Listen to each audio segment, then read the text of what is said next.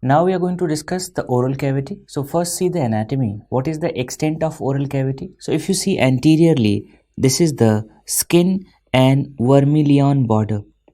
So anteriorly there is skin and vermilion border. Okay. And what you can see posteriorly, you can see this circumvallate papillae. Clear? And this circumvallate papillae, this is going to represent the junction of anterior 2/3 and posterior 1/3 of tongue. So this junction is the posterior boundary. So posterior extent is junction of anterior 2/3 and posterior 1/3 of tongue. Clear? This is the posterior extent, and superiorly the junction of hard palate and soft palate. So you can see here, this is the junction of hard palate superiorly, the junction of hard palate and soft palate.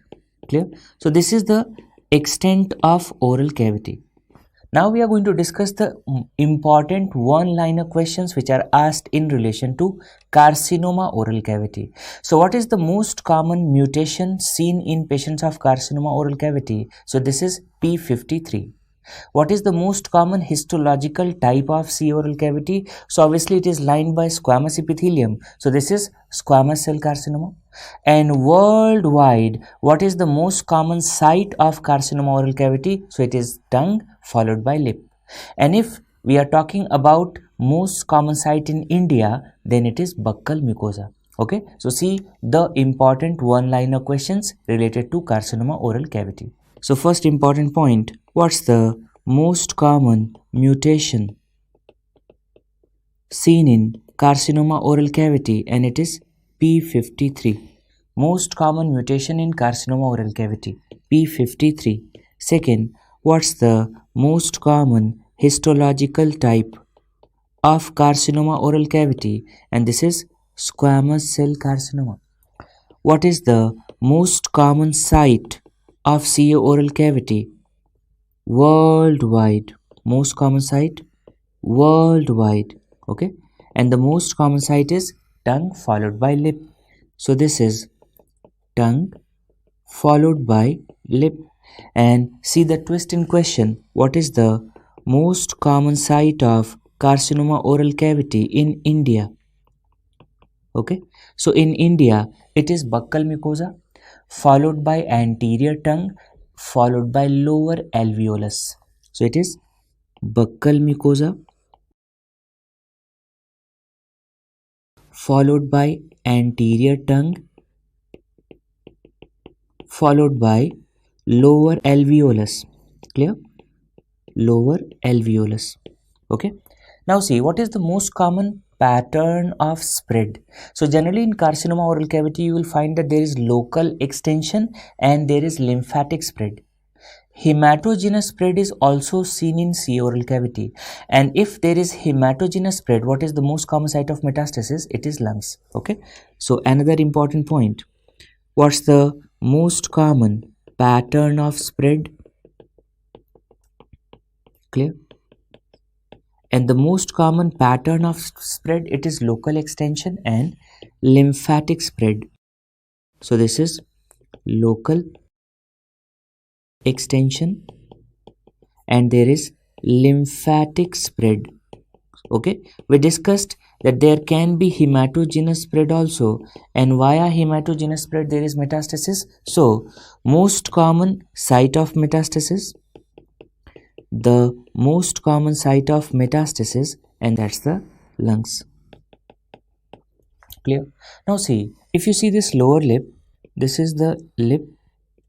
Okay, this is the upper lip and this is the lower lip.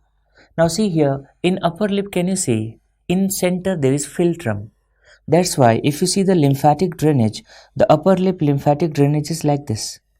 So the right side goes to right side of lymph nodes and the left goes to left side. But what happens? There is crisscross connection in the lymphatic drainage of lower lip.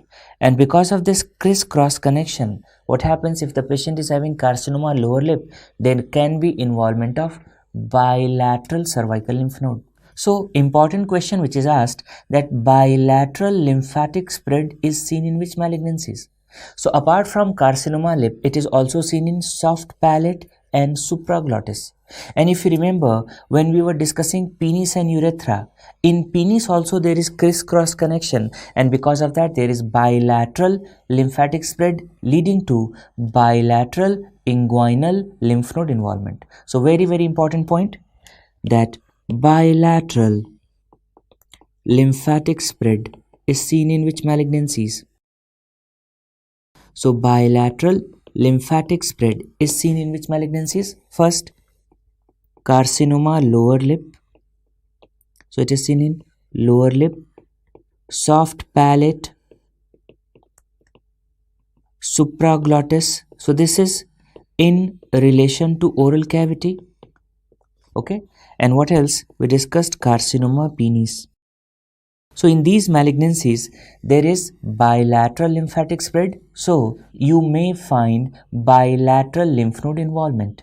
Now see how we are going to make the diagnosis. This is the accessible malignancy of oral cavity. Yes, and how we are going to make the diagnosis? By biopsy. How you take biopsy? Imagine this is the tumor. Generally, the central part of tumor is having necrotic area. So if the central part of tumor is having necrotic area, what? We have to take biopsy from the edge. So investigation of choice for diagnosis is biopsy. What kind of biopsy? It's the edge biopsy. Investigation of choice for diagnosis, it's the edge biopsy. One second, we discussed that in head and neck and in pelvis there is overcrowding of structures, soft tissues, and that's why in staging of head and neck malignancies and pelvic malignancies, what is the investigation of choice? So investigation of choice for staging of head and neck malignancies and pelvic malignancies is MRI. Very important point here. So another important point, investigation of choice for staging of head and neck malignancies. Okay, and that's what? MRI. So you have to read the question carefully, whether investigation is asked related to diagnosis or staging. Now see, whenever there is some tumor, in majority of cases, if it is low grade, if it is resectable, we go for wide local excision, and after wide local excision there is a defect, so we have to close that defect with the flap. So whenever there is head and neck reconstruction, if there is defect in head and neck region and we have to reconstruct it with flap, what is the most commonly used flap for reconstruction in head and neck? And it is PMMC flap. What is the full form? Pectoralis major myocutaneous flap. So important question, what's the most common flap used in head and neck reconstruction? Most commonly used flap used in head and neck reconstruction. Clear? And this is PMMC flap, pectoralis major myocutaneous flap, and it is based on pectoral branches of thoracoacromial vessels. This is also one important question. So it is based on pectoral branches of thoracoacromial vessels. Thoracoacromial vessels. Simple. So these are important one-liner questions asked in relation to carcinoma oral cavity. Now we are going to discuss the risk factors for carcinoma oral cavity. So see the risk factors for carcinoma oral cavity.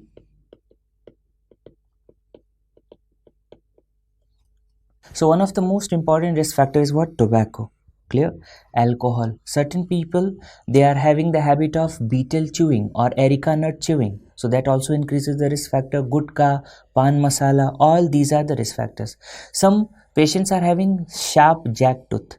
Because of this sharp jack-tooth, it is going to lead to ulcer in the tongue, and because of this chronic irritation, there is increased risk of carcinoma oral cavity.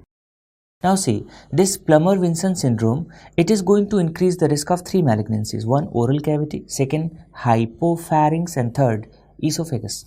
So apart from oral cavity, it is going to increase the risk of hypopharynx, and it also increases the risk of carcinoma esophagus. We will discuss this in detail. The other risk factors are ill-fitting dentures if the patient is having syphilitic glossitis. You know, these two viruses are going to increase the risk of squamous cell carcinoma. Which one? One is human papilloma virus and the second is Epstein-Barr virus infection. If there is poor nutrition, zinc deficiency, vitamin A deficiency, the patients are very prone to develop C oral cavity. And this question was asked in a latest exam, that vitamin A deficiency increases the risk of carcinoma oral cavity. You have to remember, this was asked in a latest exam. Now see, there are conditions with malignant transformation. So there are high risk lesions, medium risk lesions and low risk lesions which are associated with carcinoma oral cavity. So see, what is this group? Conditions associated with malignant transformation. So what are the high risk lesions? What are the medium risk lesions? High risk lesions, medium risk lesions and low risk lesions. Clear? This is another important question because what they do in exams, they give 3 high risk lesions and 1 medium risk or low risk lesion, and then they ask which of the following is not a high risk lesion for malignant transformation in carcinoma oral cavity. So see the list: erythroplakia, speckled erythroplakia and chronic hyperplastic candidiasis. All these are high risk lesions for malignant transformation. There is a very important question which is frequently asked in relation to CA oral cavity. They give you 3 conditions: 1, leukoplakia; 2, erythroplakia; and 3, speckled erythroplakia. And then the question is asked, which one is having maximum risk of malignancy? So among leukoplakia, erythroplakia and speckled erythroplakia, this one is having maximum risk.